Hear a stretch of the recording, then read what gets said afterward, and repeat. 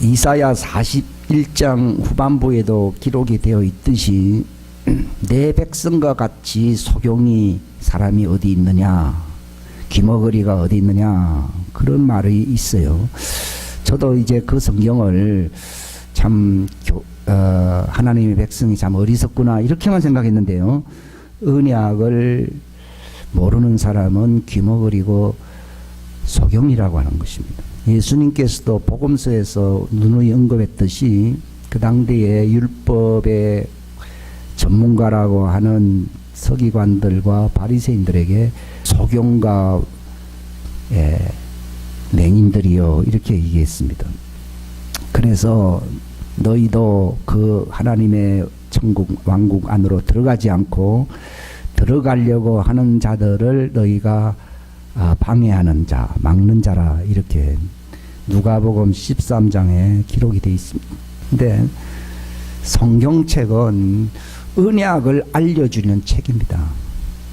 만약에 그 주제에 충실하지 아니하면요, 성경 읽으니까 참 역사도 배우고 인물도 배우고 참 덕스러운 말을 배운다, 뭐 이런 얘기를 하는 사람들이 있어요. 그건 종교인들의 수준인 것이고, 성경을 기록한 목적은 바울 선생이 디모데후서 3장에 기록된 것처럼 예수 그리스도 안에 있는 믿음이다 이랬습니다. 저는 왜 그냥 예수님을 믿는다 이렇게 표현하지 아니하고 예수님 안에 있는 믿음이라고 하는 말을 왜 쓰는가 대해서 적어도 한 20년 넘은 것 같아요. 퀘션 마크였어요. 왜냐하면 성경을 번역하는 사람으로서 그 당대에 이것은 쉽게 생각하고 넘어갈 문제가 아니다 그랬어요. 근데 그것에 대한 이제 질문을 하나님이 들으셨는지 차곡차곡 때가 되니까 그걸 알려주시더라고요.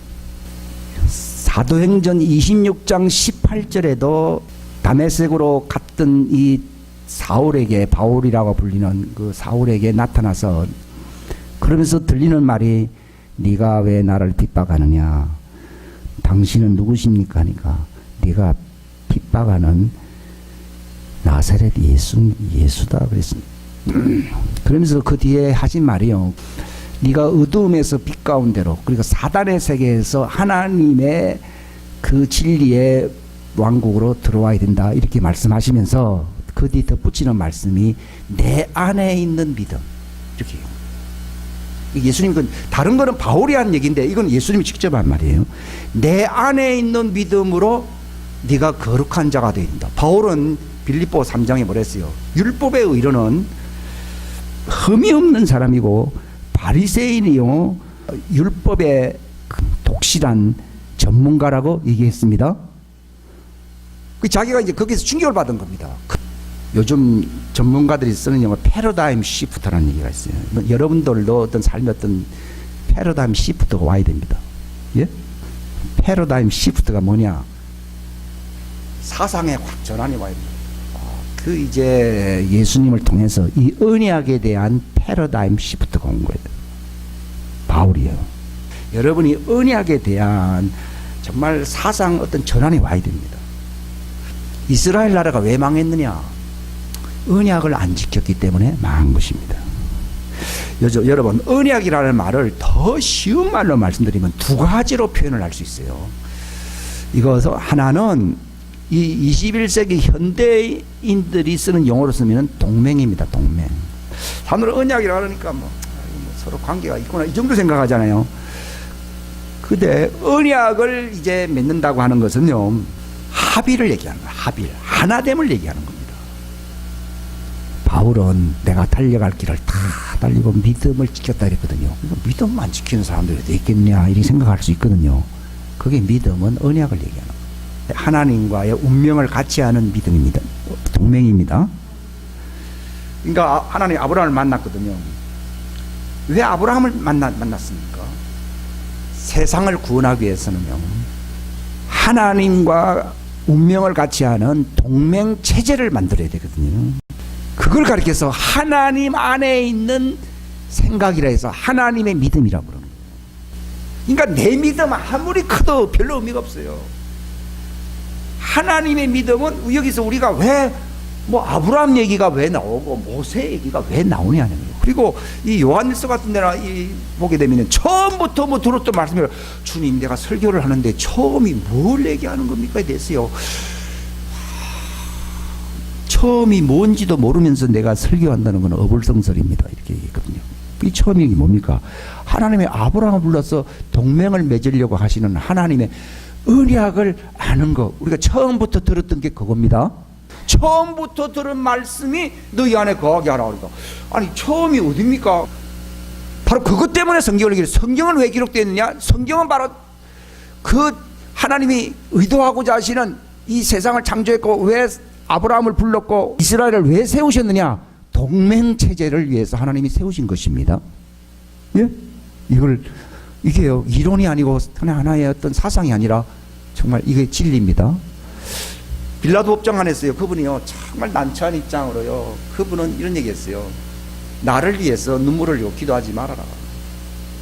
내가 하늘에 12형 더 되는 천사를 불러가가지고서 나를 지금 괴롭히는 저 사람들을 다 없애버릴 능력이 없는 줄 아느냐 그랬거든요. 근데 만약 그렇게 되면은 나에 관해서 그게 언약이거든요. 나에 관한 그 언약이 어떻게 이루어지냐는 거죠.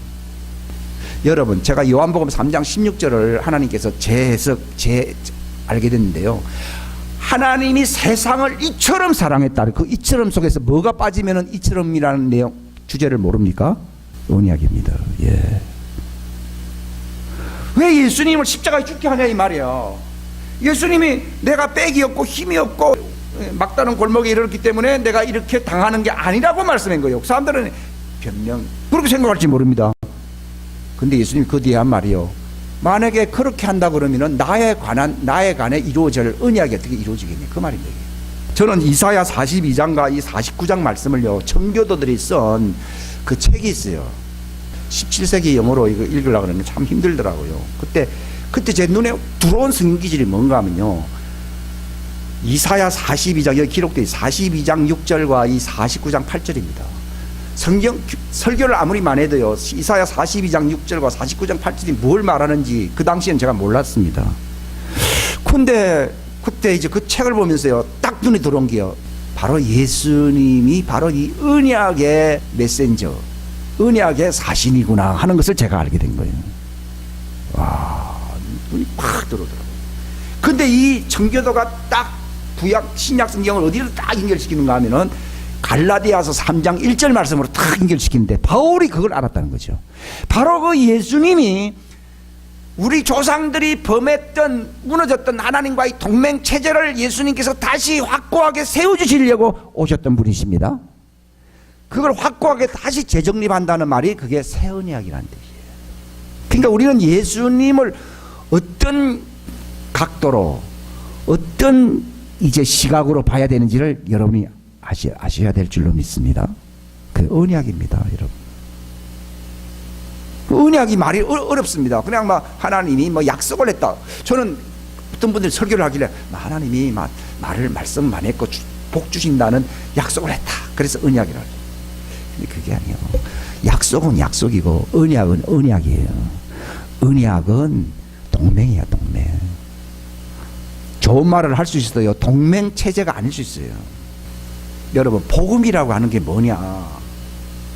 그냥 뭐 잘 봐주고 좋은 거 주고 그저 기가 살도록 우리를 위로해주고 그저 정말 복을 주시는 분이다. 이게 복음이 아니고 하나님이 세상을 그렇게 사랑했다. 어떻게 사랑했냐? 자기 독생자를 언약의 중재자로 새 언약을 이제 세울 수 있는 바로 중보자가 되도록 그를 십자가상에 내어놓으셨다. 그리고 예수님께서 성찬식을 하실 때에 이 잔은 내 피로 말미암아 세우는 옛날 거는 무너졌거든요. 새 언약이다 이렇게 말씀하시죠. 그래서 언약이 내 속에 회복되어 있으면 나는 복음을 받은 자고 교회를 아무리 많이 다녀도 내 속에 예수님으로 말미암아 그 예수님이 왜 오셨는가를 알므로써 예수님 그랬잖아요. 회개하라. 하나님의 왕국이 가까이 왔다라고 마가복음 1장이나 누가복음 등등 뭐 복음서신서에 복음서에 다 기록되어 있어요. 예수님께서 회개하라는 것은요, 그게 무슨 말인가 하면 너희가 언약에 대해서 모른다는 겁니다. 내가 이 땅에 왜 왔는지를 모른다는 겁니다. 바로 이 언약에 대해서 왜 우리가 구원자가 필요합니까? 그 동맹, 그 하나님과의 운명을 같이 하는 거거든요. 이 동맹을 맺는다는 것은요, 그저 단순히 친선 관계가 있는 우방국가가 된다고 하는 수준하고는 차원이 다릅니다, 여러분. 지금 우리나라가 그냥 미국하고 뭐 이렇게 가까이 지내다 그런 의미가 아니고요. 그저 그런 관계가 아니라 동맹 관계입니다. 그러니까 전쟁 나면은 누가 개입합니까? 자동 개입입니다. 시간상 조금 시간이 걸리는 거 보니 동맹 관계는요, 마치 미국 본토를 침공한 거나 똑같이 보는 겁니다. 복음이 뭡니까? 하나님과 동맹 관계가 되어 있습니까? 원래 영생을 갖는다는 말은요, 하나님과 똑같은 삶을 산다는 것을 가리키는 거거든요. 그걸 믿으십니까, 여러분? 그걸 믿어야 됩니다. 지금 세상에 안 믿습니다. 교회 다녀도 안 믿습니다. 여러분, 믿음이란 게 뭡니까? 저는 돈도 믿고 부동산도 믿고 친구도 믿고 가족도 믿고 뭐 믿는 구석이 많아요. 근데 우리는 막 아이고 뭐 그거는 좀 약하니까 뭐 하나님 잘 안 보이지만 하나님 있습니다. 하나님 있습니다. 이게 아니고요.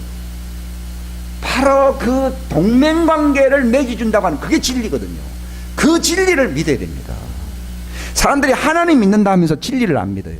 빌라도 업장에 예수님 딱 쓰셨어요. 그래서 막 말 그대로 잠도 제대로 못 주무시고 채찍을 40대를 맞고 몸이 찢겨진 상태요. 얼굴에 눈이 여러분 영화 한번 보셨잖아요. 정말. 근데 그분이 서 있습니다. 왜 서 있습니까?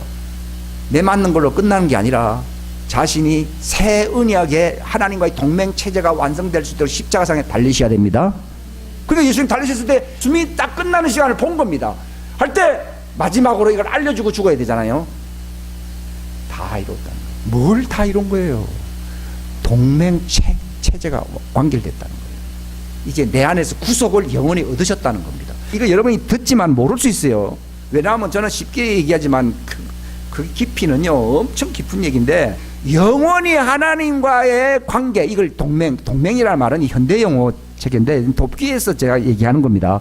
그러니까 이 구속이라는 말이 무슨 말인가 하면은 하나님의 언약 안으로, 즉 하나님과 운명을 같이 할 수 있는, 그게 창조의 목적이거든요. 하나님과 더불어 하나님 형상으로 같이 살 수 있는 체제로 우리를 끌어들이는데, 그 지불해야 할 비용을 예수님이 십자가상에서 다 주었기 때문에 누구든지 정말 영원토록 이 예수님의 이 언약의 믿음을, 언약이 믿음이거든요. 예수님을 믿는다는 말은 그냥 예수님만 믿는다면, 잘못하면은 그저 종교적인 믿음이 될 수 있어요.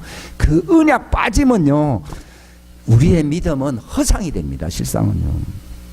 이처럼 사랑했다는 말도 동맹체제 그 언약을 완성시켜 주시려고 그분이 돌아가신 것이 인간에게 베풀 수 있는 최고의 사랑입니다. 사탕 주는 것도 사랑입니다. 밥 한 그릇 사주는 것도 사랑입니다. 그러나 아버지 집에서 평생 같이 산다는 것은 그런 차원이 아닙니다. 제가 말씀드린 것은 그런 그 가족이라는 그 체제가 있지 않습니까?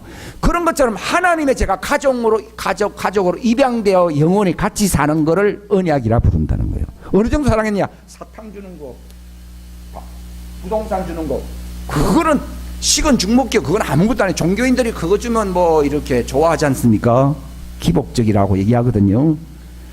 근데 복음이라고 하는 것은 그 수준을 얘기하는 게 아니에요. 바로 그 언약이 회복되는 거예요.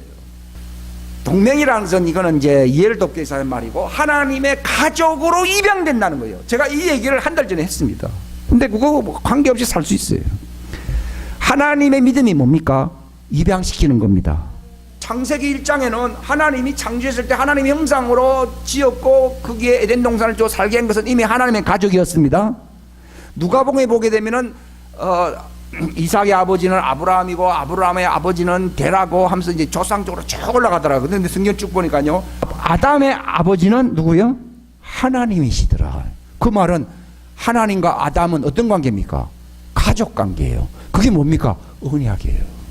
그 여러분, 그래서 아브라함, 뭐 누가복음 1장에 나오잖아요. 누구의 아버지는 누구고 하면서 쫙 올라가요. 그래서 뭐 족보책이구나. 그거는 인간 족보를 알려준 책이 아니라 본래 인간은 누구의 가족이라는 걸 알려주시는 거예요. 하나님 가족이라는 걸 알려주려고 그 누가복음 4장에 나온 것이지, 인간 족보 얘기해 줄. 만약에요, 이 아담이 언약이 무너지질 않았다 그러면은 그 아버지는 누구예요? 하나님입니다. 그 후손들도 다 누가 아버지입니까? 하나님의 아버지. 예수님 딱 하면서 돼요. 이제는 하면서 이 말을 뭐라 했습니까? 이제는 땅에 있는 자를 아비라 하지 마라.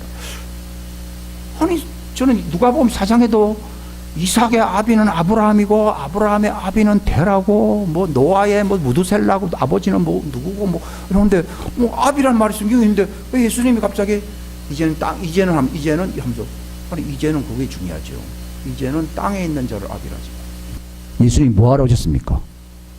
땅에 있는 아비와 아비로서 계속 살게 하려고 오셨습니까? 이걸 혈과 육이라고 부르거든요. 이는 혈과 육으로 나지 아니하고 하나님의 뜻으로 났다. 나는 그래서 하나님의 뜻, 주님 뭐 말씀으로 났다 그러면 또 하나님 뭐 뜻으로 났다는 말이 그게 무슨 말입니까? 언약입니다. 하나님 뜻은 뭡니까? 네. 성경에 나와요. 주여 주여 하는 자가 천국에 들어가는 게 아니고 하늘에 계신 내 아버지 뜻이라. 그래, 나는 뜻이라. 야, 이 언약이다. 하나님 뜻이 뭐예요? 언약. 지금 우리는 살 때에, 예, 내 혈육의 관계나 어떤 학벌의 관계나 문벌의 관계 속에서 살아가야 됩니까? 아니면은 하나님의 언약이라는 관계 속에 살아야 됩니까? 뭐 답을 다 가르쳐. 지금 중요한 얘기거든요. 그러니까 뜻대로 살아라는 말이요. 저는 인간이 아무리 의롭게 사람들로 어떻게 그렇게 살 수 있습니까? 인간이 착하게 산들 어떻게 그렇게 살 수 있습니까? 이렇게 생각하는 게 종교적인 개념이거든요. 언약입니다. 우리 기독교의 믿음의 주제, 핵심 내용이 뭡니까? 언약입니다. 이제 언약은 구체적으로 얘기하면 뭡니까? 하나님이 내 아버지가 됩니다. 언약이 안 돼 있는 사람은요, 내가 언약이 예수를 왜 믿습니까? 그분이 그 중보자거든요. 그래서 내 아버지 곧 예수님이 딱 완성하고 십자가에 상해서 죽으시고 부활한 날 딱 나타나셨을 때요, 그동안 잘 있었느냐 이렇게 얘기한 게 아니라요, 내 아버지, 내 하나님, 그게 언약을 얘기합니다. 그게 영생이에요. 내가 믿음을 가졌다는 말이에요. 내가 예수님을 알았다는 말이, 예수님이 바로 언약. 여러분, 제 말이 아니고요, 제가 20년 전에 청교도가 쓴 책에서 그때 내가 충격을 받았던 내용이었는데, 그게 이사야 42장 49장에 있는 내용이었는데, 이게 생각이 난 거죠. 언약을 알게 되니까 그 사람이 언약 얘기하려고 이 말을 했구나. 여기 보게 되면은 나 주가 의 안에서 너, 이 단수거든요. 너가 누굽니까? 교회입니다. 교회. 이걸 확대해서 가면요, 교회는 주님의 또 몸이거든요. 그래서 교회 확대하면은 이게 교회가 될 수도 있는데, 여기 단수입니다. 단수. 이건 예수님을 얘기하는 거거든요. 너를 불러선 자. 이사야 42장 6절에 기록되어 있잖아요. 그죠? 이거 성경에 예수님이 말씀하셨거든요. 성경은 나에 대해서 기록한 것이다. 이 말은요, 성경은 언약을 위해서 세워진, 앞으로 인류의 그 행복과 그 소망을 위해서 세워질, 예수님이 그랬잖아요. 내가 바로 이 땅에 왜 왔냐면 세워지려고 온 거예요. 우리가 이 전도를 해야 된다는 것이 하나님이 그 언약을 위해서 자기 아들을 이 땅에 세우신 분이십니다. 그래서 복음은요, 그분이 바로 하나님과 우리 사이에 무너졌던 그 동맹과 그 언약과 그 가족됨을 회복시켜 주시는 분이라는 것을 우리가 이 기쁜 소식을 말해야 되는 것이죠. 이걸 알게 되면요, 기쁘다는 것을 알게 됩니다. 그러나 그냥 알게 되면은 뭐 그냥 좋은 모양이다 이렇게 생각합니다. 근데 이거 알게 되면요, 너무 좋은 거죠. 성경은 주제가 딱 하나입니다. 주제가요, 언약입니다. 왜 아담을 만들었느냐? 하나님과 운명, 하나님과 영원히 같이 산다, 그 말입니다. 가족 공동체라는 얘기도 있지만, 그러나 나이가 들면 집을 떠나고 결혼하면 부모를 떠납니다. 그러나 이 하나님의 가족은요, 영원히 함께하는 것입니다. 그래서 아담을 왜 만들어 놓냐? 네 아버지가 누구? 하나님이에요. 만약에 아담이 언약을 위해서 주신 그 선악과를 먹지 말라고 하는 것은요, 그 언약의 명령입니다. 따라합시다. 진리에 순종한다는 말은 언약을 깨뜨리지 않는 행위를 가리키는 것이다. 예, 그 말입니다. 사람들은 뭐 착하게 산다, 뭐 정말 부지런하게 뭐 처신한다, 뭐 남의 모범이 된다, 뭐 그런 얘기를 많이 합니다. 근데 진리에 순종한다는 말을 주님이 제게 알게 해주시는데, 이것은 하나님과 너와의 이 가족관계, 영원한 숙명적인 영생의 이 운명적인 이 관계가 깨지지 않으려고 네가 회개하고 네가 그 믿음을 붙들고 그 말씀을 지키면서 사는 것을 무엇에 순종한다고요? 진리에 순종한다, 그 얘기입니다. 그러니까 진리에 순종하는 사람은 반드시 영생합니다. 진리에 순종하는 사람은 회개를 기쁘게 합니다. 왜냐하면 내가 조금 자존심이 상하더라도요, 내가 영원히 하나님의 가족에서 쫓겨나서 저주 가운데서 사는 것과는 비교가 안 되니까요. 우리 로마서 8장에 보게 되면 바울이 그런 얘기했죠.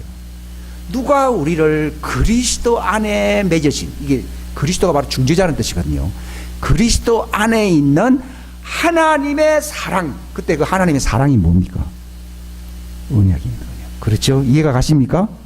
우리는 뭐 사랑하니까요, 뭐 사탕 주는 것도 사랑, 같이 밥 먹고 있는 것도 사랑, 뭐 사랑 종류가 많습니다. 뭐 도와주는 것도 사랑.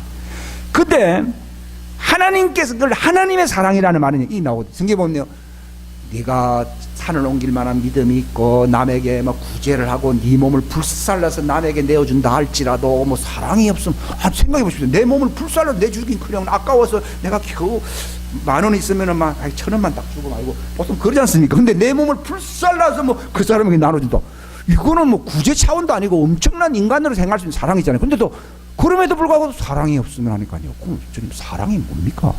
내 몸을 뭐 불살라 내주는 것도, 내줄지라도 뭐 사랑이 없다 그러면 내주는 것도 뭐 사랑이 아니면 그것과 다른 또 사랑이 뭐 또 있습니까? 그랬거든요. 주님이 동맹이다.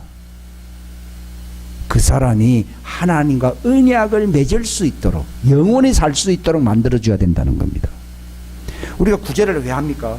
구제해봐야 뭐 하루, 뭐 짧게는 하루, 길게는 한 달 못 삽니다. 근데도 왜 구제를 해야 됩니까? 그거는 그 구제 자체의 목적이 있는 게 아니라 하나님과의 영원한 동맹관계, 그 복음을 얘기하는 겁니다. 동맹을 알게 해주려고, 왜냐하면 관계를 맺기 위해서는 말을 해줘야 되거든요. 그걸 말할 수 있는 어떤 편례를 마련하기 위해서 구제도 하고 친구도 사귀는, 성경에 보게 되면 돈 가지고 친구 사귀라 그랬거든요. 그럼 어떤 친구입니까? 성경에서 친구라고 하는 것은 동맹관계, 언약관계에 있는 사람을 친구라고 부릅니다. 요한복음 15장에 예수님이 말씀하셨어요. 내가 너희를 종이라 하지 아니하고 뭘 했어요? 친구로 한다. 3년 반 동안 합숙 생활을 했으니까 얼마나 끈끈한 정이 있었겠느냐, 사람들은 그렇게 생각하거든요. 그게 아니고, 예수님 3년 동안 이상 가르친 목적이 있습니까?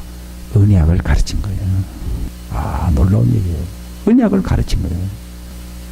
왜냐하면은, 내가 아버지와 하나 된 것처럼 너는 내 안에 나는 너 안에, 뭐 포도나무 가지, 뭐 우리가 뭐 비유 얘기를 뭐 많이 들을 수도 있어요. 근데 그 중요한 핵심을 놓칠 수가 있어요. 예수님이 뭐 때문에 오신 겁니까? 그분이 바로 그 동맹, 그 언약의 중재자입니다. 그분이 바로 보증 서는 분입니다. 그래서 그분을 우리가 믿어야 되는 겁니다. 놀라운 얘기죠. 그게 복음입니다.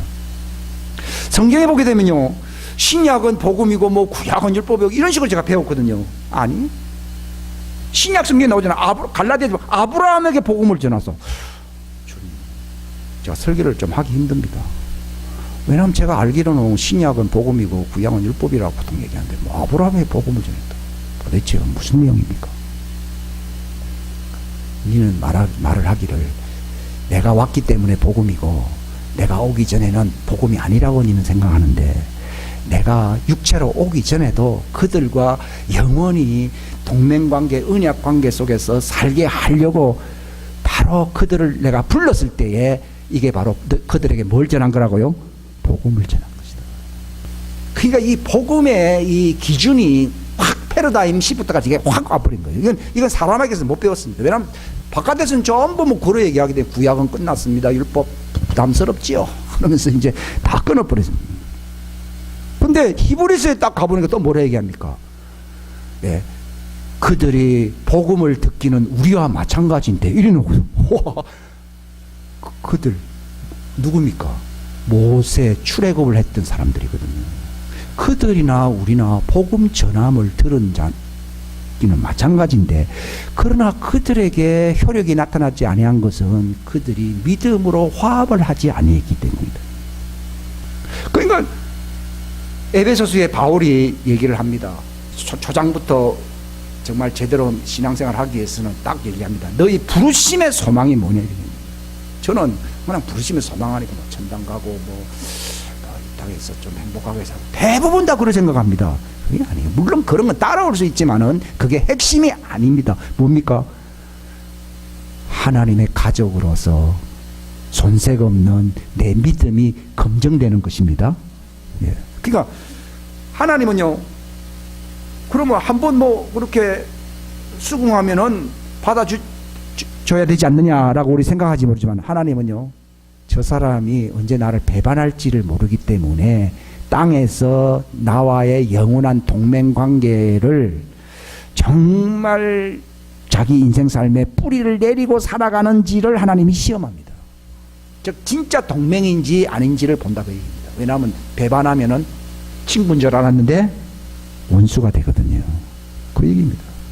근데 이스라엘 사람들은 하나님 원망하고 불평하고 또 시험하고 한 것은 동맹관계를 공고히 하는 것입니까? 동맹관계를 와해시키는 겁니까? 그렇습니다. 지금 우리는 하나님과의 동맹관계를 공고히 하는 이 소망의 과정 속에 있습니까? 아니면은 불평, 원망, 시험 들어서 이제 있는 동맹관계마저 다 이제 깨뜨리려고 지금 있는 것입니까? 여러분 그 결정을 하셔야 됩니다. 그러니까 예수님이 말씀하셨거든요. 그렇기 때문에 그것을 시험한다는 말을 뭐라는가 하면 내 말을 지켜야 된다는 거죠. 아담이요 하나님을 사랑하고 하나님 가족입니다. 그렇지만요 제가 하나님 말을 잘 우선적으로 듣는 사람인지 하나님의 원수인 마귀 말을 듣는 사람인지 하나님은 시험하셔야 됩니다. 그래서 명령을 두었습니다. 명령이 뭡니까? 동산 중앙에 나무를 딱 세웁니다. 잘한다는 겁니다. 하나님이 사랑이시면은 왜 시험들 계시리? 어때요? 눈에 보이지 않는 데다가 놔둘 것이지. 동산 중앙에 다 만인이 볼 수 있도록 거기에다가 선악을 알게 하는 지식의 열매를 있는 나무를 왜 두느냐? 그게 하나님입니다. 너가 나의 가족의 일원으로서 살 것이냐? 아니면은 사단의 말을 듣고 너희 아비는 마귀라는 말이 마태복음 요한복음 8장에 있잖아요. 지금 많은 사람들이 영적으로 아비가 교회 다녀도 마귀인 사람 많습니다. 그 정말 이건 제가 한 말이 아닙니다. 그 당시 바리새인들 보고 율법학자들 보고 너희는 내 말을 받지 않는다. 너희 아비의 욕심대로 살아간다. 그렇기 때문에 너희 아버지는 마귀다. 그러니까 아비의 그 마귀의 욕심대로 살게 되면은 마귀 가족이 되는 것이고 마귀가 너가 아버지가 되는 것이고 내 말을 듣고 지키는 사람은 하나님의 가족이 된다는 거예요. 그래서 명령을 주시는 거예요. 그래서 사람들은요 그냥 마귀는 이런 식으로 야야 귀찮지. 하나님은 편안하게 살면 되는데 뭐 복잡하게 뭐 규칙을 만들고 우리 보통 사람들 교회 하나님 쉽게는 다 지나갔다. 율법 다 필요 없다. 막 귀찮게 사는 건 뭐 필요해. 편안하게 하나님 믿고 죽어서 천당 가야 된다. 근데 하나님은 그런 하나님이 아닙니다. 왜냐하면 자유의지를 주었기 때문에 네가 누구를 택하느냐가 내 영원한 운명이 된다는 것입니다. 근데 지금은 하나님이 좋아서 택한 것이지만도 마귀가 더 좋아 보일 수 있거든요. 지금 무슨 말이냐면 욕심이 더 좋아. 왜냐하면 우리가 우리의 가장 큰 원수는요 욕심입니다. 하나님은 욕심의 하나님이 아닙니다. 하나님은 거룩성의 신성, 거룩성의 하나님입니다.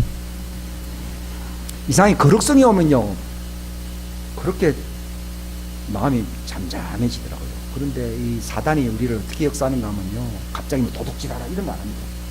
욕망이 들어요. 그러면 마음에 풍랑이 일어나기 시작. 즉 무엇이 사라지는가? 평안이 사라집니다. 예? 그러니까 언약을 깨는 게 뭐냐? 욕심이거든요. 그건 마귀의 형상이고, 이게 참 하루아침이죠. 그래서 광야 생활이 필요합니다. 저는 이 욕심하고 관계없이 산다는 게 이렇게, 우리가 성경 찬송가에 보면은 주 예수 모신 것이 그 어디 나는, 그러니까 욕심이 막 있잖아요. 그건 누가 가까이 온 겁니까? 그건 마귀입니다. 마귀. 우리가 이 마귀가 눈에 안 보이죠. 근데 예수님은 우리 아버지는 아브라함입니다. 그러니까 왜 너가 아브라함이 너희 아버지라 그러면서 아브라함처럼 행사를 살지 아니하고 왜 너가 아비의 욕망대로 사느냐, 이렇게. 이게 마귀의 무기는 욕망입니다. 욕심이거든요. 이 언약 관계 속에서 살기 위해서는요, 언약 관계 속에서 살기 위해서는 하나님의 명령을 지켜야 됩니다. 예수님께서 마태복음 11장에 말씀하셨어요. 이걸 나의 멍에라고. 소가 그 집에서 계속 가족과 운명을 같이 하며 살기 위해서는 반드시 어떻게 됩니까? 멍에를 매야 됩니다. 그 말이 그 주인과 정말 일평생 동고동락하기 위해서는 나귀에게 매는 멍에가 있습니다. 예? 그 안장이 있고요. 여러분, 바로 우리는 하나님의 말씀이라는 이 멍에가 있어야 되고요. 그 다음에 그걸 지키게 되면은 내 안장이 있습니다. 우리가 이것을 확실하게 붙들게 지키게 되면은 우리가 뭐가 된다고 되어 있습니까? 하나님이 거하시는 안장, 하나님의 집이 된다고 되어 있습니다. 그러니까 여러분이 언약의 사람이 된다고 하는 말은요, 하나님이 우리 안에 사시려고 하는 거거든요. 바울은 이걸 깨달은 겁니다. 언약의 목적은요, 우리가 사는 게 아니고 내가 독립적으로 살아간다는, 주체성으로 살아간다는 내용이 아니라 하나님의 삶을 내가 그분의 삶 안에서 내가 살아간다는 것입니다. 그게 언약입니다. 이 언약의 믿음을 바울이 붙잡았거든요. 그러니까 내가 산 게 아니다. 그리스도 그분이 산다고. 여러분이 정말 언약은 영원히 놓지 말아야 되고 잊어버렸었는데 왜 이스라엘이 잃어버려? 언약을 잃어버렸습니다. 율법을 잃어버렸습니다. 언약은 그 이제 주인과 동고동락 영원히 함께하는 관계를 얘기하는 것이고, 법이라고 하는 것은 그 멍에를 얘기하는 겁니다. 그러니까 내가 주인과 같이 한다 그러면서 이게 없다 그러면요, 나는 야생마거든요. 여러분, 야생마처럼 살면서 주인은 나를 사랑하고 주인은 나의 삶의 모든 필요한 것들을 다 공개해야 할 책임이 아니죠. 그게 멍에가 있어서 멍에를 메고 주인과 함께 사는 그 소나 낙이나 말이 바로 주인이 돌보시는 공동 운명이지, 멍에가 없는 가축은 주인이 돌보아야 할 책임이 없습니다. 책임이 없습니다. 제일 중요한 거예요. 우리는 야생마처럼 살려야 돼요. 야생마처럼. 내 마음대로, 그러니까 주여 주여 이렇게 하지 말고 그 아버지 뜻이라는 말이 그 멍에를 매물어서 바로 동맹관계 속에 들어요. 그러니까 멍에가 없는데 어떻게 동맹관계가 나가요? 즉 우리가 하나님의 법이 없는데 우리가 어떻게 하나님의 언약 안에 들어갈 수 있냐, 똑같은 얘기입니다. 그 때문에 예수님은 너희가 정말 나를 사랑한다 그러면 나의 법을 지켜야 된다고 말했습니다. 그걸 가르쳐서 언약법이라고 하는 겁니다. 제가 이 시간 하나 더 말씀드리려고 하는 것은요, 언약법은 왕가의 법입니다. 왕국의 통치자가 되게 하는 법입니다. 이걸 제가 말씀드리려고 합니다. 제가 그러면 성경에 죄와 사망의 법에서 해방했고 뭐 그런 얘기들이 무슨 의미냐? 그게 두 가지입니다. 하나님의 법에는요, 두 가지가 있어요. 하나는 뭔가 하면은 이 사람이 말을 잘 듣기 때문에 소망을 주고 영광에 이르게 하고 하나님의 목적에 이르게 하려고, 즉 하나님의 언약이 정말 이루어지는 그 놀라운 그 영광의 법을 가리켜서 언약의 법이라 부르기도 하고, 또 이걸 왕가의 법이라 부르기도 하고, 신부가 될 수 있는 가족법이라고 말을 하는 것입니다. 거기에는 정죄나 저주나 사망이 없습니다. 이걸 가리켜서 생명에 이르는 법이다 이렇게 얘기하고, 거룩한 법이다, 의로운 법이다, 이걸 신령한 법, 영적인 법이라고 얘기합니다. 이걸 가리켜서 무슨 법이냐? 그게 언약의 법입니다. 그냥 하나님의 언약을 위해서 법을 지킵시다 하니까요, 모든 법을 다 지킨다 그런 말이 아니고요.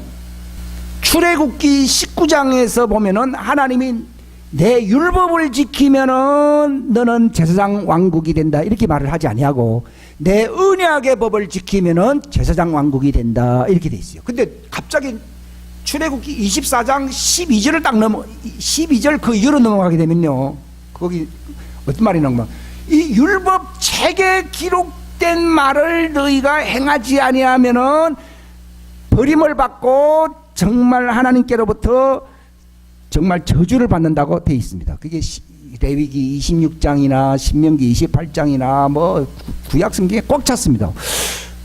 그래서 저는 이것을 분간을 잘 못했는데요, 주님께서 이것을 정말 구별할 수 있도록 디모데후서 2장 15절 말씀에서 진리의 말씀을 분별하라고 되어 있거든요. 즉 제가 말씀드립니다. 우리가 끝까지 지켜야 할 법이라는 것은 예수님 말씀하신 것처럼 내 말은 영이요 생명이요, 정말 내가 아버지 법을 지켜 아버지 사랑 안에 거한다고 했지, 예수님이 거기에 어떤 저주나 사망이나 어떤 고통을 얘기한 적이 없어요. 예수님이요. 그런 것처럼 하나님께서 바로 언약을 위해서 주신 복은요, 거룩한 법이요, 사랑의 법이요, 생명의 법이요, 영적인 복이요, 이걸 왕가의 법이요, 하나님의 가족이 되는 신부가 되는 법이라고 성경에 나와 있습니다. 근데 왜 갑자기 죄와 사망의 법, 소위 부정적인 그런 율법의 어떤 저주 이런 말이 왜 나오느냐? 하나님이 그 법을 이렇게 쭉 말씀하시는데요, 그 말을 들을 때 그 사람들 표정을 보거든요. 근데 하나님 마음이 안 드는 거예요. 이제 너희가 내 언약의 법을 지키고 이 사랑의 법을 지키고 왕가의 법을 지키고 생명의 법을 지키고 영광의 법을 지키고 하나님의 이걸 진리라고 합니다. 예수님 저희를 진리로 거룩하게 하옵소서, 아버지 말씀 그 법이 진리라고 나와 있거든요. 그러니까 이 언약에 보면 진리입니다. 그래서 하나님이 이렇게 강림하는데 그 사람들은 밑에서 불평하고 원망하고 나중에 송아지 신상으로 하나님을 빗어가지 않습니까? 그러면 하나님은 언약법을 막 이렇게 갖다가 그들이 받을 자격이 없다는 것을 알게 되면요, 일단 받을 만한 사람은 받지만도 받지 못할 사람들이 많이 생기기 때문에, 만약에 나를 배반하고 죄를 지으면 너희는 끝장난다는 법을 또 만들어야 돼, 안 만들어야 돼요? 그게 사랑의 사랑 아니요, 소망을 주는 영광의 법만 만들 게 아니고, 이 사람들은 자질이 그러하기 때문에 돌이켜야 할 정말 과정이 필요하기 때문에 정죄의 법, 형벌의 법도 줘야 되는 거예요. 왜냐하면 준비가 안 돼 있는 거예요. 그들이 시내산에 하나님을 만나러 오순절날 가기 전에, 하나님은 정말 그들이 광야 생활에서는 실패했지만도 좀 많이 실패했어요. 하나님 원망하고 뭐 했는데, 이제 하나님이 내려온다 그러면은 소망을 가지고 이제는 자기들의 그 패러다임 시프트, 이 생각을 좀 바꾸고 어떤 정화를 하고 하나님을 사랑하는 마음으로 기다릴 줄 알았는데요, 형식적인 거예요. 하나님은 외모를 보지 않고 뭘 보신다고요? 중심을 딱 보거든요. 그러니까 처음에는 내 백성아 이리로 올라오너라 할 것 같아요. 딱 보니까 준비가 안 됐거든요. 그러니까 그렇다고 해서 하나님이 모세만 부르기는 뭐하고 그래서 몇 명만 불렀어요? 70명 부른 거예요. 그 다음 70명도 그것도 산 중앙에 올라갔어요. 중앙에서 올라가서 이제 하나님과 언약의 마지막 단계가 뭡니까? 먹고 마시는 것입니다. 하나님은 하실 것 다 했어요. 여러분, 언약을 맺을 때 하나님이 프로포즈 하시거든요. 그러면 우리가 주님 좋습니다, 우리가 그대로 순종하겠습니다, 이렇게 해서 승낙을 우리가 해야 되거든요. 동의를 하고 승낙을 해야 됩니다. 그 다음에 하나님은 이걸 확정짓기 위해서는, 만약에 이 언약을 깨게 되면은 정말 하나님과의 영원히 이별된다. 이걸 언약의 피라고 부르는데 짐승을 죽이거든요. 왜 짐승 죽이는가 하면은 바로 언약을 깨면 죽음이라는 것을 보여주려고 짐승을 죽여서 피 흘리는 것으로서 언약의 피라 이렇게 얘기합니다. 이게 무시무시한 얘기입니다. 여러분, 언약은 지켜도 되고 안 지켜도 되는 게 아니에요. 차라리 여러분 언약을 안 지키는 상황이 있으면 다음에 그런 기회라도 오는데, 언약을 반드시 지켜야 할 상황이었는데 만약에 하나님을 배반하게 되면은 예수님을 두 번 십자가에 못 박는 행위가 돼서 결국은 버림을 당할 수 있습니다. 그 위험한 거예요. 그러니까 정말 이걸 신신당받듯이 3번이나 물어본 거예요. 처음에 이제 말씀하실 때 너희가 이를 받아들이겠나? 예스 했습니다. 그 다음에 짐승의 피를 이제 세우기 전에 언약서를 만들었어요. 언약의 법을 만들었어요. 하나님이요. 언약법을 막 낭독했어요. 이렇게 이런 걸 해야 된다고 하면서 막 십계명이 언약법이거든요. 여러분 따라합시다. 십계명은 저주가 오는 화법이 아니고 생명의 복이다. 예, 생명의 복입니다. 이건 여러분 이거 아셔야 됩니다. 사람들은 율법 십계명이라 그러면요, 이건 정죄법이고 뭐 인간들 잘 못 지킨다, 대부분도 그렇게 생각합니다. 근데 언약법의 제 1호가 뭐냐 하면 십계명입니다. 그래서 제가 이걸 알고 너무너무 제가 잘못 물론 그걸 지켜야 된다는 건 알지만은데요, 이거는 내가 그 전에 알았던 내 생각과 하나님 생각이 다르다는 것을 제가 발견해요. 십계명은 저주의 화법이 아니고 생명의 법입니다. 로마서 10장에 보게 되면은 율법의 의로 말할 것 같으면 그 법을 행하는 사람은 그 의로 인하여 살 것이다 이랬거든요. 그래서 뭐 믿음으로도 뭐 산다는 말도 있지만 율법을 행함으로도 뭐 산다 그러니까요, 제가 이게 참 설교하기가 참 힘들었어요, 옛날에. 그런데 거기서 그 율법의 행위로 의를 얻어서 살 것이다 하는 그 말이 무슨 말인가 하면은 그게 언약법을 얘기하는 거예요. 언약의 법을. 즉 하나님을 사랑하는 사람들이 지키는 그 법을 무슨 법이라 부른다고요? 언약법이라 부르는 거예요. 근데 하나님이 딱 보니까요, 뭐 보니까 마음에 안 드는 것은요, 법을 뭐 지키고 안 지키고 그게 아니라 벌써 하나님의 안중에도 없거든요. 이 사람은 법이 더 중요합니까? 하나님이 더 중요합니까? 예? 하나님이 더 중요하죠. 우리가 잘못 생각하는 건데, 법을 자꾸 한대요. 하나님이 그들과 언약을 맺을 때예요. 만약에 법만을 강조한다 그러면은 천사들을 통해서 법만 낭독하면 되지 하나님이 친히 강림할 필요가 없지요. 언약할 때는 대리인을 내세우지 않고 직접 누가 오셨다고요? 하나님이 오십니다. 여러분들도 지금 정말 언약을 붙들고 있으면요, 천사가 오는 게 아니라 누가 와요? 하나님이 옵니다. 아브라함이 그 당시에는 십계명이라는 것도 없었고 그 훨씬 이전입니다. 그러나 그가 하나님과 언약을 맺었고 하나님의 언약법을 지키고 하나님을 두려워하고 하나님을 하니까 하나님이 그에게 나타나셨잖아요. 그런데 보십시오, 하나님을 사랑하지 않는 사람들이 있거든요. 교회를 다녀도 하나님 사랑 안 하거든요. 하나님은 이 보고 있습니다. 저 사람들이 하나님을 사랑할 자인지 사랑하지 않을 자인지 그걸 하나님 미리 아신 자들로, 자기를 사랑하는 자들을 위하여 예비하신 모든 것을. 하나님 십계명의 강령의 뿌리가 무엇입니까? 하나님을 사랑하는 거예요. 그러니까 우리가 기도한다 그런 것도요, 연불내듯이 하기 쉽거든요. 이걸 중언부언한다고 얘기합니다. 헛된 반복이라고 얘기하거든요. 그렇게 하면요, 정말 이거는 언약이 아닙니다. 언약이 아니라는 말은 믿음이 아닙니다. 정말 하나님을 사랑해야 되거든요. 우리가 법을 지킨다 그러니까 하나님을 사랑 안 하는 사람은요, 다 귀찮아요. 그렇잖아요? 다 귀찮습니다. 하나님은 그 사람들은 언약법을 줄 게 아니고 무슨 법을 줘야 됩니까? 정죄법을 줘야 됩니다. 그래야지 정신을 차릴 수 있거든요. 이걸 가리켜서 율법 책에 기록된 법이다 이렇게 나옵니다.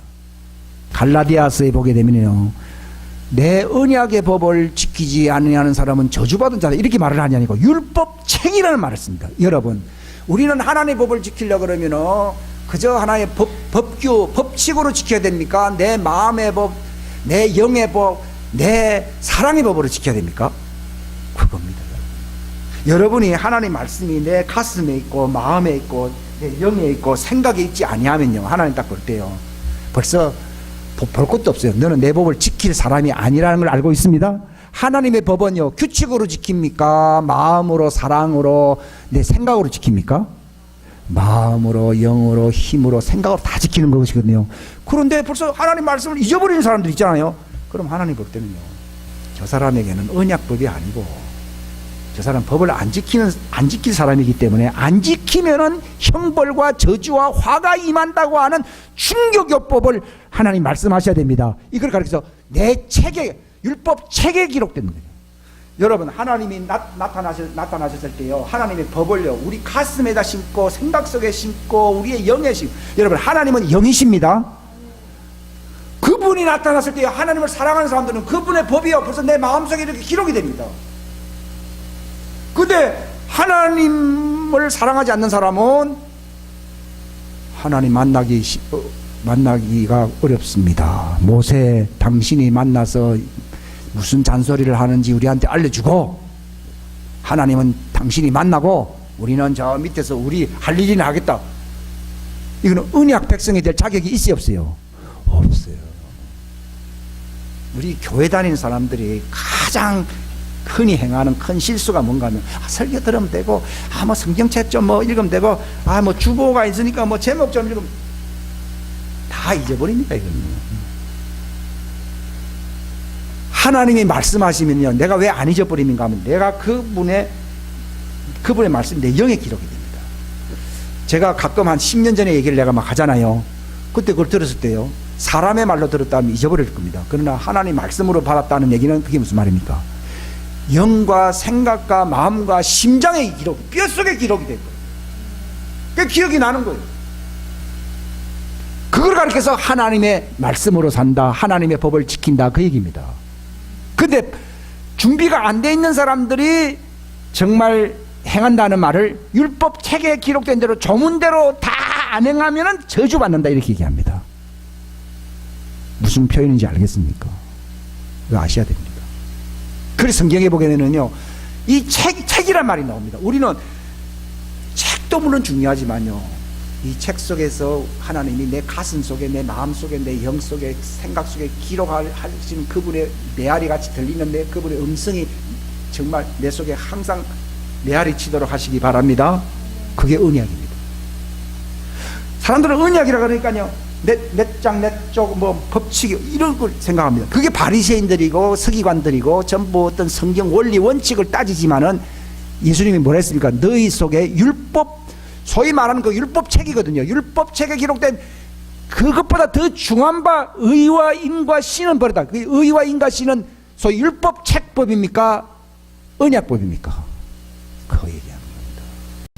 난 그게 참 의문인데, 율법보다 더 중요한 바가, 그러면서 율법이 별로 안 중요한 것처럼 얘기하는, 그 말이 무슨 말인가 하면, 언약을 모르는 사람들에게는, 그들에게는 그 율법이 그들의 가슴 속에, 생각 속에, 마음 속에 없다는 걸 가르치는 겁니다.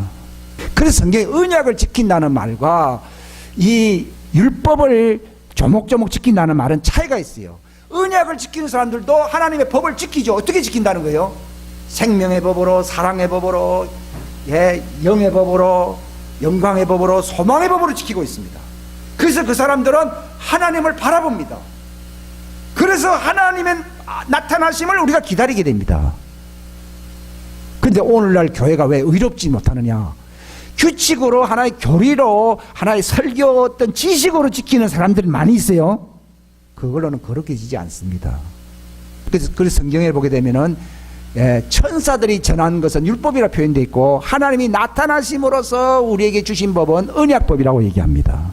그렇기 때문에 430년 전에 이미 확정된 언약을 그 430년 뒤에 생긴 율법책에 그 율법이 없이 하지 못한다 하는 말은요, 소위 율법책에 왜 기록해 놓냐, 그걸 안 지킬 사람들이 있기 때문에 그것을 이제 그들을 재확인시켜주고 나중에 돌아올 수 있는 명분과 길을 만들어 주려고 그 율법 책에다 기록해 놓은 거예요. 본래 하나님 율법 책에다 기록되기를 원한 게 아니라 내 가슴 속에 기록되기를 원한 거예요. 근데 성경에 보게 되면 그 책에 기록된 대로 행하지 않는 사람은 복받는다고 되어 있고 저주받는다고 나와 있고, 하나님의 법을 지키는 사람은 정말 행복한 자들이요, 복받은 자들이라고 얘기하는 것은 그 차이가 그겁니다. 그 중간의 차이를 제가 과거에 몰랐는데 이것을 제가 발견하게 된 것입니다. 물론 많은 사람들이 한 얘기들 속에서 제가 발견한 것이죠. 놀라운 얘기입니다. 그 성경에는 누가 저주받냐 말은 나거든요. 하나님 법을 지키는데 왜 저주를 받아요? 그게 아니에요. 우리 한번 에스겔서 20장 죄송합니다. 20장 18절 11절 시작. 사람이 행하면 그 가운데서 살게 될 내 법규를 그들에게 주며 내 법들을 보여주었고. 이게 언약법입니다. 여기 보세요. 10절에 보게 되면 그러므로 내가 그들을 이집트 땅에서 나오게 하여 광야로 데리고 갔습니다. 그래 왜 데리고 나왔습니까?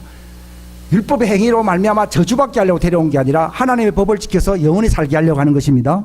그걸 가리켜 나오면 사람이 행하면 그 가운데서 살게 될 내 법규입니다. 이게 무슨 법입니까? 언약법입니다. 그들에게 주면 내 법들을 보여주었다는 것입니다. 근데 13절에 보면은 그러나 이스라엘의 집이 광야에서 내게 반역하여 사람이 행하면 그 가운데서 살게 될 내 법규 안에서 걷지 아니하며 내 법들을 멸시하고 내 안식일도 크게 더럽혔으므로 그때 내가 말하기를 내가 광야에서 그들에게 내 경로를 부어 그들을 소멸시키라. 그러니까 그 법을 안 지키니까 이 사망의 법인 것이지 율법 자체가 사라졌다는 얘기가 아니거든요. 하나님이 언약 맺을 때요, 법규, 법칙, 어떤 책을 주려고 나타난 게 아니라 하나님 자신을 보여주시고 하나님이 그들에게 말씀하시는 것을 직접 듣게 하려고 나타나신 것입니다. 근데 준비가 안 돼 있거든요. 근데 성경에 보게 되면은 70인들이 하나님 바라보며 먹고 마셨어요.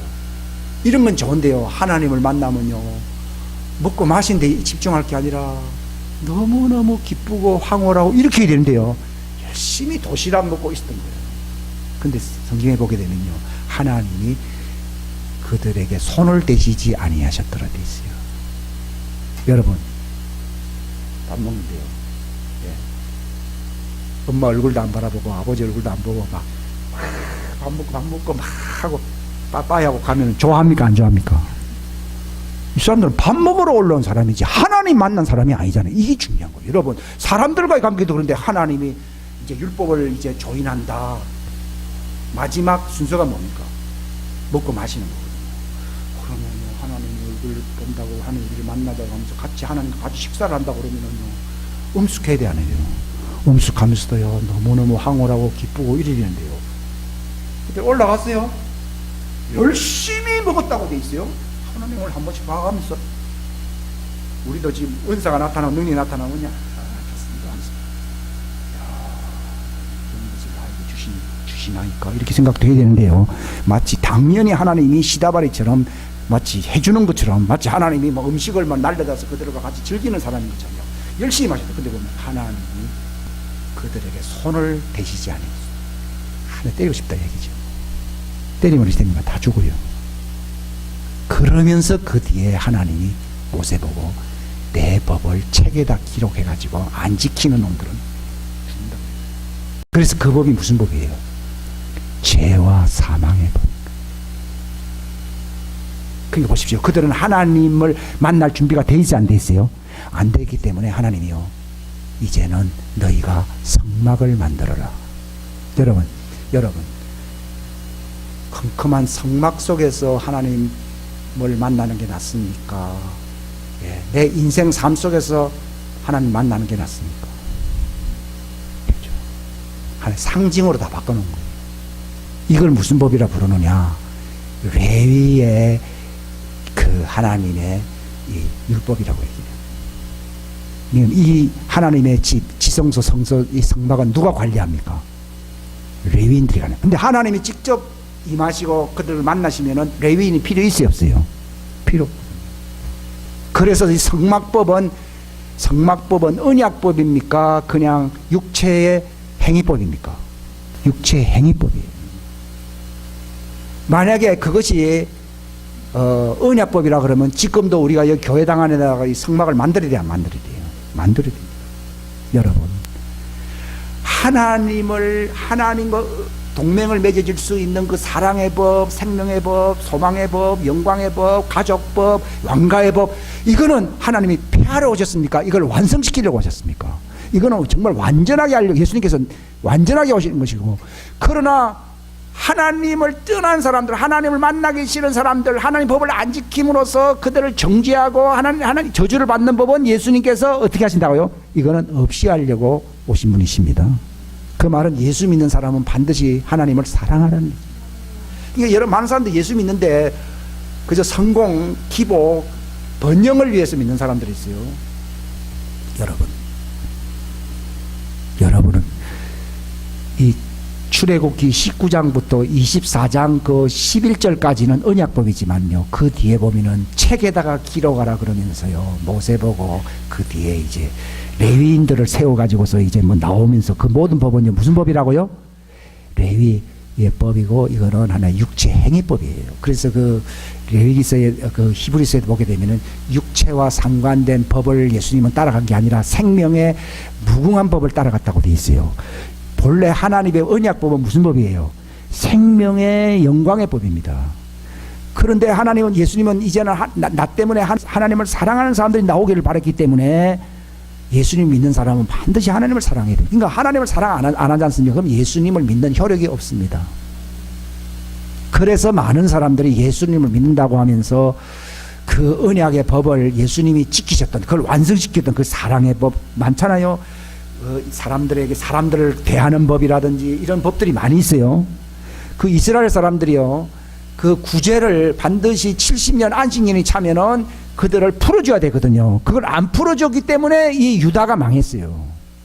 유다는 웬만한 건 다 지켰거든요. 근데 마지막 시드기야 왕이요, 예레미야가 말했어요. 당신이 이 안식년 또 희년이 오는데 이제 당신이 차지한 것들을 이제 가난한 자들에게 다 돌려주소서 하니까요, 그럴 수 없다 그랬어요.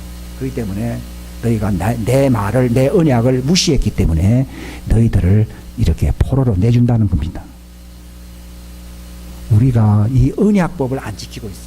주님께서 나를 사랑하는 자 내 법을 지킨다는 말은 소위 육체 행위법을 지킨다는 그런 말이 아니고 사랑의 법, 가족법, 언약법을 지킨다는 말입니다.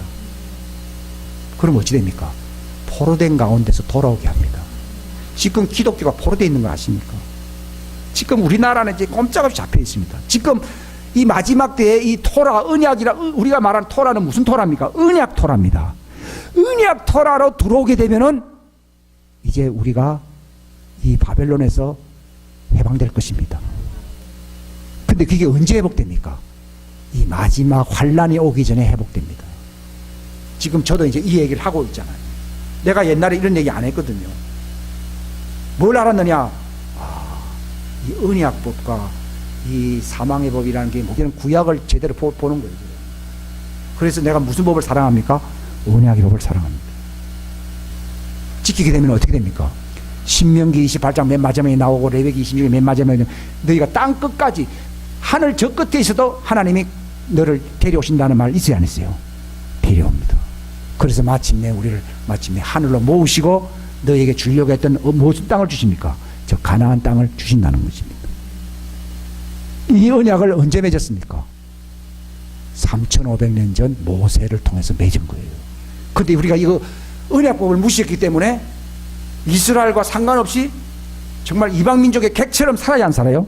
삽니다. 지금 우리가 지금 사는 게 그저 뭐 대통령이 어떻고 지금 그런 형편이 아닙니다. 우리가 정말 하나님의 언약법을 지키고, 제가 오늘 제목은 실제로 하나님의 언약을 법을 왜 지켜야 되는지를 설명하려고 한 겁니다. 영원히 잊을 수 없는 이 언약을 우리가 정말 붙들고 있어야 됩니다. 이게 처음부터 우리가 들었던 말씀이라는 것입니다. 아담에게 그 말씀했어요. 노아에게도 그런 말씀을 주었어요. 마지막에는 아예 언약을 체결할 수 있도록 아브라함을 불렀고 마침내 그 시내산에서 언약을 맺었습니다. 그럼에도 불구하고 내 언약을 너희가 무시한다는 겁니다.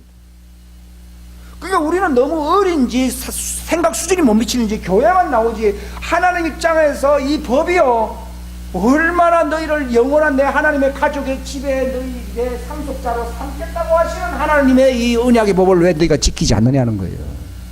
그 법은 내가 내 의를 드러내기 위해서 지키는 겁니까? 하나님을 갈망하기 때문에 지키는 겁니까? 하나님 집에서 영원히 살기 위해서 내가 지키는 거거든요. 그 열망이 없으면요, 여기서는 지킨다고 얘기했어도요, 내 생활 속에서는 안 지킵니다. 마치 이스라엘 사람들이 산 밑에서는 지킨댔다고 산 위에 올라오니까 다 잊어버리거든요. 그래서 다 잊어버리는 거예요.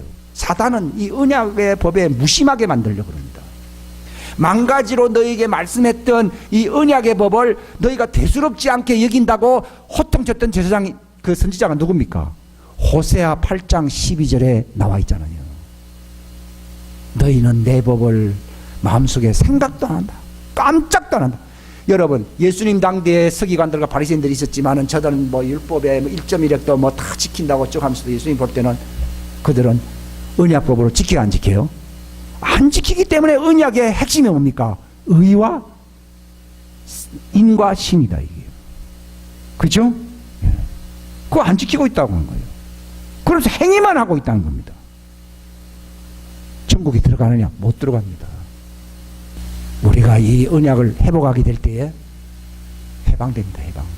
성경에 예수님 요한복음 8장 31절에 내 말이래요. 내 말은 육체법이 아닙니다. 내 말은 영이요 생명이라 했어요. 이게 바로 토라입니다. 토라.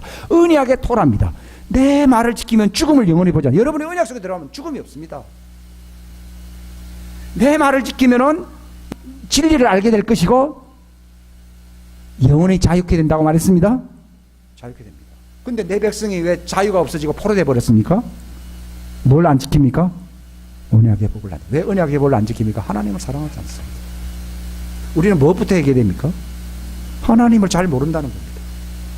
여러분, 내가 하나님을 알게 된다는 것이 뭔가 하면요, 이 잠언서 2장에 나와 있어요. 하나님이 두렵다는 것을 알게 됩니다. 사자를 딱 봤을 때요, 사자가 멋있더라. 또 뭐 사자가 아주 뭐 늠름하게 보이더라. 늠름하지. 야, 꼬리가 아주 밤송이처럼 크더라. 뭐 이런 얘기도 할 수 있어요. 근데 사자를 보면 제일 먼저 사자를 알았다는 증거는 뭡니까? 무섭더라. 여러분, 사자도 무서운데 하나님? 사람들이 왜 하나님 법을 왜 안 지킵니까? 무슨 하루 강아지 무슨 일이에요? 지금 여러분 하나님 잘 모르고 있는 거예요.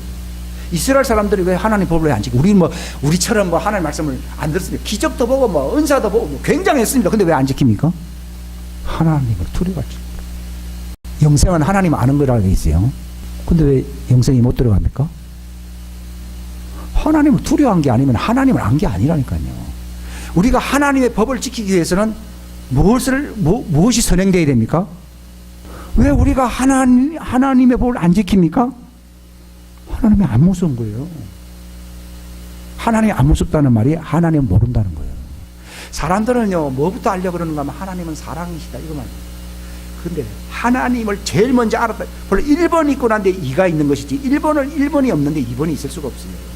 무슨 말인가 하면 하나님을 두려워하기 때문에 내가 하나님 법을 안 지킬 수가 없어요. 그분이 바로 하나님 법을 정말 주신 법은요, 목숨을 다해서 지켜야 됩니다. 지키잖아요? 그럼 어떻게 됩니까? 내가 그분의 법을 지키면 그분의 사랑을 알게 됩니다. 자, 순서를 말씀. 1번이 뭐라고요? 두려움. 하나님의 두려움. 2번이 뭡니까? 하나님의 법을 지키는 거예요. 3번이 뭐예요? 하나님의 사랑이에요. 예수님께서 요한복음 15장에 10절에 말했죠. 내가 아버지 법을 지킴으로 뭐랬어요? 아버지 사랑 안에 있다는 거예요. 여러분, 나는 원래부터 나는 하나님 사랑을 안다고 그랬어요. 저도 그런 줄 알았어요. 아니에요. 근데 보통 그렇게 말하는 사람은 하나님 법 지켜요, 안 지켜요? 안 지켜요. 그럼 하나님 법을 안 지키는 사람은 하나님의 두려움이 없는 사람이에요. 하나님을 두려워할 줄 모르는 사람은 하나님 안 거예요, 모른 거예요? 모르는 사람들은 어디로 가는 거예요? 지옥 가는 거예요. 영생은 뭐라 그랬어요? 하나님을 아는 거라. 여러분, 잠언서에 보게 되면 무엇부터 지혜가 뭐라고 돼 있어요? 하나님은 좋은 분이다. 이거 대부분 지금 우리가 가스펠송이라 이게요, 좋은 하나님 사랑이야, 이걸 많이 얘기해요. 근데 아니에요. 그런데 법을 안 지켜요. 기독교가 그래서 포로돼 있어요. 이 바벨론 문화권에 포로돼 있어요. 미국에 얼마나 청교도 선조들이 세웠던 교회가 많이 있습니까? 그런데 일루미나티의 본부가 아주 미국에 아주 판을 쳤지 않습니까? 그 원인이 어디 있습니까? 사랑의 하나님을 외친 거예요. 복음이라 그러면은 뭘 외쳐야 복음이라고요? 하나님의 사랑을 외치면 복음 전한다고 한 거예요. 근데 성경은 이처럼 사랑했더니 그 이처럼이라는 거, 언약을 세우기 위해서 예수님이 십자가상에서 처형당했다는 거예요. 그래서 우리가 예수님 때문에 예수님을 믿게 되면은 하나님의 언약의 법을 지켜야 되는 거죠. 왜냐하면 우리가 받아야 할 끔찍한 하나님의 두려워하지 않는 인간들에게 찾아오는 하나님의 보응을 누가 받았어요? 예수님이 받은 거예요. 아주 끔찍한 걸 본 거예요. 그렇기 때문에 예수님 믿는 사람은요, 하나님 두려운 분이에요. 왜냐하면 자기 아들까지도 우리를 책임졌을 때 비참하게 죽어서 안 죽었어요. 비참하게 죽어. 하나님이 시내산에서는 손을 안 댔어요. 그러나 누구에게는 손을 댔어요?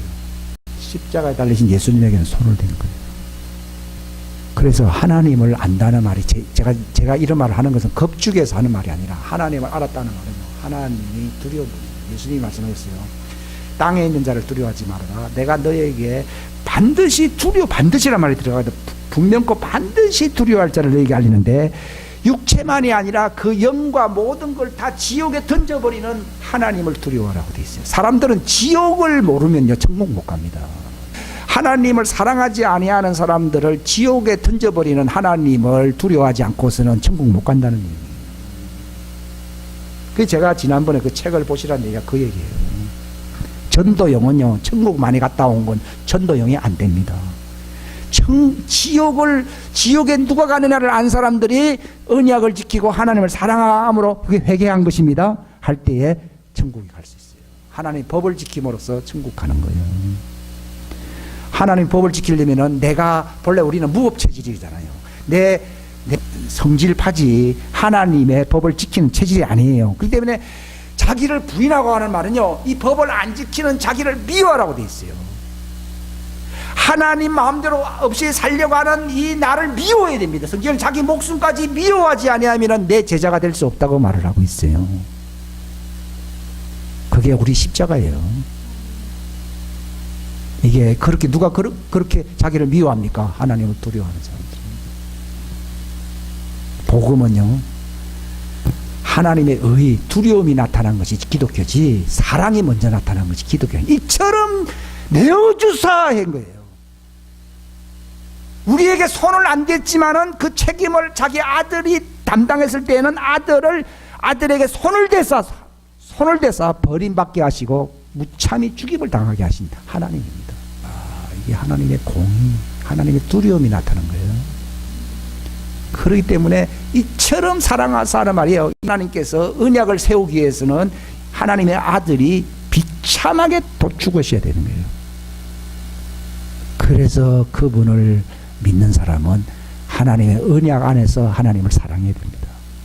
우리가 하나님을 사랑하는 길은 하나님의 법을 지킴으로써 사랑하는 것이지, 하나님의 법 없이 우리가 사랑한다는 말은 거짓말입니다. 이거 인기 없습니다. 인기 없는 복음입니다. 기도하겠습니다.